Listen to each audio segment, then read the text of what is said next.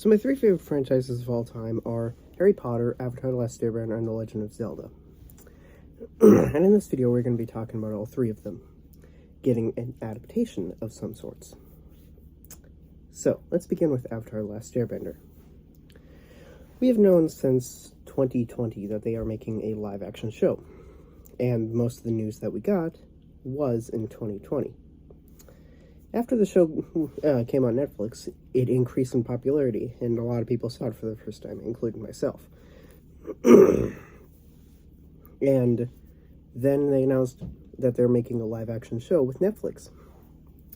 And so, yeah. And then they announced that the creators, Brian Konietzko and Michael Dante DiMartino, left the project. And, well, yeah. And a lot of people were skeptical because of the disaster of 2010 being The Last Airbender movie. I saw 10 minutes of it and I hated it. So, I don't know how really bad it is from my personal experience, but I've seen reviews.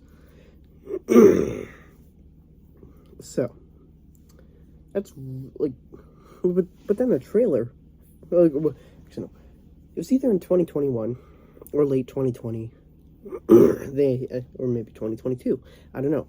They announced that the episodes are going to be 8 episodes per season, and they're going to be 1 hour long per episode, as opposed to 20-minute episodes and 20 episodes per season.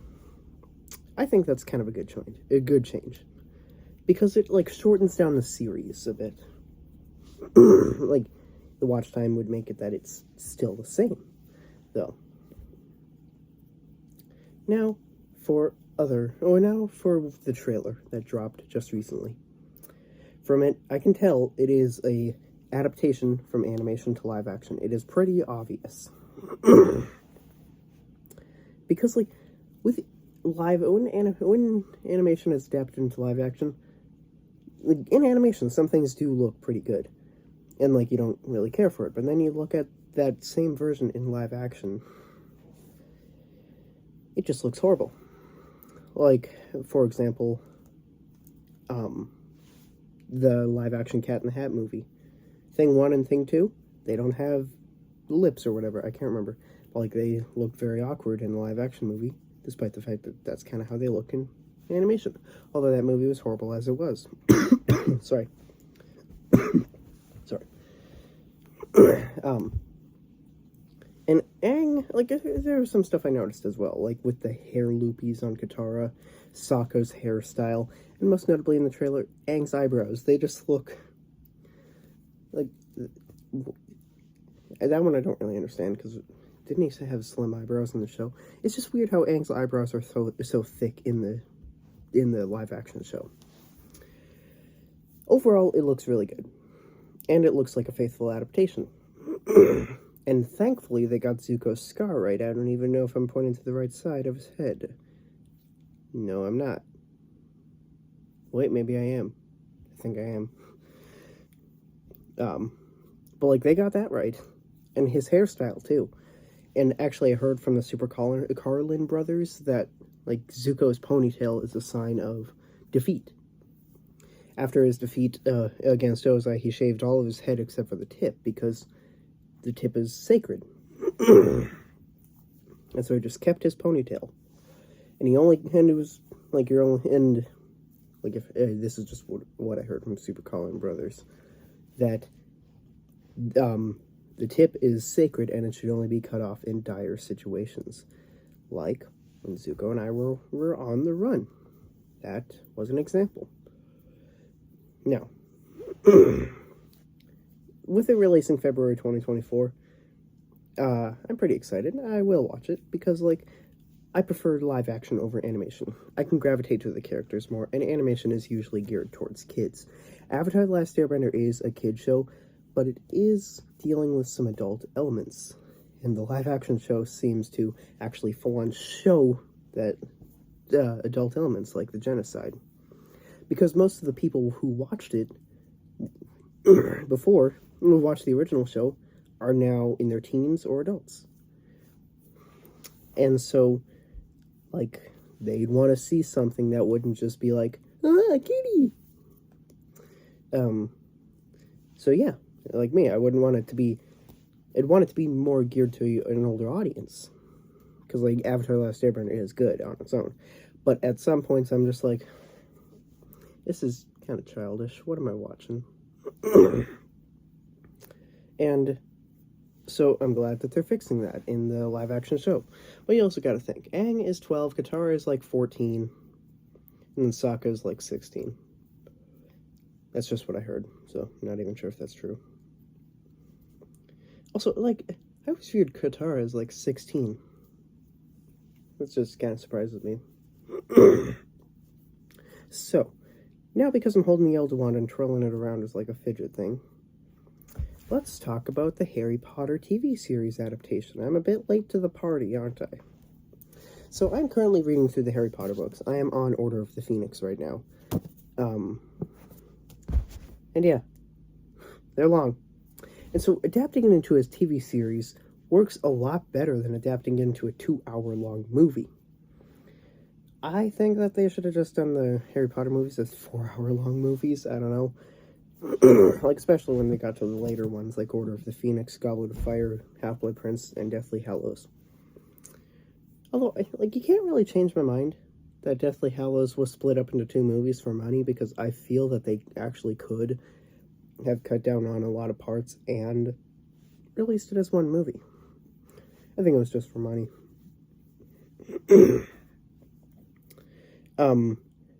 But there were some parts in the series where I was like, hold on, this is a necessary detail. It's not in here. Like, I haven't gotten to the part of the Order of the Phoenix where it is explained, but I've watched videos explaining the books, so, like, this is my first time reading the series, but I know what goes on in them. But in Order of the Phoenix, spoiler for book and movie. In the book, it's the same. Harry and Dudley get attacked by Dementors, and Harry gets trialed at the Ministry of Magic. Except, there's one thing. They didn't explain why Dementors went after Harry and Dudley in the movie. In the book, they did, and it was like, they could have very easily added Umbridge saying that. Umbridge admitting to how she sent the Dementors after Harry and Dudley to try and get Harry expelled. Because, like, I think it was the scene where she was pointing the wand at Harry, being like, considering using the Cruciatus curse on him. If I'm not mistaken, it was the scene in the book. She was like, I sent those Dementors after you to try and get you expelled or something. I haven't read the book yet. I haven't read that part yet. And, like, a similar situation with Goblet of Fire. Hold on, I have stuff on top of my phone at low battery. Screw that. But in Goblet of Fire, it's a similar situation. In the chapter Veritas Serum, because I've read this, I actually know what happens, Barty Crouch Jr. admits to everything, including killing his father, Barty Crouch. And in the movie, his death happened differently. In the movie, he just was killed and body found, but actually, Barty Crouch, disguised as Moody, killed his father, and then transfigured him into a bone and buried him outside of Hagrid's hut. And, like, where he buried him was in a patch of dirt that Hagrid had already dug up, so it didn't really seem suspicious. So, like, I got a bit off track. But I hope in the TV series they explain some of that stuff. In Half-Blood Prince, there are more, like, mainly from Prisoner of Azkaban and Deathly Hallows. The Marauders, they cut that. I'm surprised. In Half-Blood Prince, I can't really think of anything off the top of my head. It requires some thinking. Mainly stuff to do with Voldemort memories. Can't think of anything else. I know there is some. I just can't think of it right now. I don't know. And then Deathly Hallows. Why Harry didn't die. Kind of morbid. But a lot of people think it's because he was the Master of Death. But no, like, in the book or whatever, it said it was because kind of hard to explain, so, like, I'm not going to try to. I personally like the canon version is, like, so Voldemort used your blood to make himself a body, extending your mom's life protection thing, but making it a bit different, but making that he still couldn't kill you. Like, there was foreshadowing in Goblet of Fire. Got my nose kind of itches. There was foreshadowing in Goblet of Fire with Dumbledore saying, with it describing Dumbledore's face as a look of, we've already won before we even fought. But what I think should have been canon was that since Harry was the master of the Elder Wand and not Voldemort, when Voldemort tried to kill Harry with the Elder Wand, it didn't work. Because it wasn't going to kill his own master.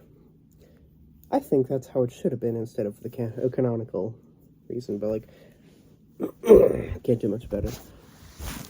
But, like, I'm saying, with it, I'd want them to not cut necessary details. And another thing to elaborate on with the Avatar the Last Airbender and Harry Potter, well, like, with Avatar the Last Airbender thing, is that when you're adapting something, you could usually tell it's adapted. Like, in the duels in Harry Potter, in the, like, they were just, like, standing still and stuff, dueling, and that's because action is hard to do on the page. I'm a writer. I want to be a writer. And so I know that it's a bit difficult. And so, like, you can't really do it on a page. You can't really do action on a page. And so, when adapting the books to the movies, like, they would just, like, have it just like the movies. But then you look at the Fantastic Beasts movies, and so much more happens during the duels. Like, they move around because there's no prior source material. The movies is the source material. It's made from scratch, not an adaptation of a book. And so, like in Secrets of Dumbledore, when Grindelwald and Dumbledore dueled in that final part of the movie, like, they were just apparating around and stuff, dueling. Like, you couldn't really do that in the book and have the same suspense. Now, for the adaptation of Zelda. I seem to be alone with this, but I'm glad they're making it live action. Like I said earlier, I prefer live action over animated. I watched a live stream where this person was playing Ocarina of Time, and they were like, this was Saturday, I watched this live stream, and this person was like, I think they should have done it animated. And I'm like, and like, a bunch of people in the live stream comments were like, yeah, it should have been animated. And then I was like, I'm alone with thinking that live action Zelda movie is better. That's really all I know about it. They probably released more information, but, like, I don't know, not looking it up. Anywho, it's really all I have to say about Legend of Zelda movie. That was short, but because it was, like, just announced, like, a couple days ago, we don't have much on it, and so, yeah. And it's also weird about the Harry Potter TV show. Like, it was announced a long time ago, a while ago, but yet we still don't know much about it. By the way, before I go, here's one little detail. So I'm left-handed, and one thing I like about Legend of Zelda and Harry Potter, like, one thing about Legend of Zelda and Harry Potter that has something in common is that, if you look on box art for the ones where Harry's holding his wand, Order of the Phoenix, Half-Blood Prince, and Goblet of Fire, you'll notice something. Harry is left-handed. No, wait. That's weird. In this one, he's right-handed. Right? No, that's left. But, like, this one, left-handed too. Left-handed. And then he's also holding... Oh, no, that's right. That's his right. No, that's his left. Like, the camera kind of mirrors it, so... but yeah, Harry is left-handed in the books, but in the movies, he's not. He's right-handed. Kind of like on The Legend of Zelda, after Twilight Princess, they made Link right-handed instead of left-handed. And that was because with Twilight Princess, it was first released on the Wii, and they made Link right-handed because it would be weird for you to swing the Wii remote as a sword, and Link's left-handed would be swinging the sword. And they kept it with console Legend of Zelda games, and I think the reason why they did that for the console ones, but not the handheld ones and the spin-offs, for Hyrule Warriors, Link is left-handed, and for Link Between Worlds and Triforce Heroes, Link is also left-handed. Okay, I just realized I have more to say than I thought I would. But, because Skyward Sword, the next home console Zelda game, was on the Wii as well, it was still using motion controls, so right-handed. Then Breath of the Wild was originally going to be on the Wii U, and a lot of games on the Wii U supported Wii remote controls. Breath of the Wild did not, but I think it initially was going to. And then Tears of the Kingdom is the sequel to Breath of the Wild, so they just kept that. Anyway, that's all I have to say. Thanks for watching.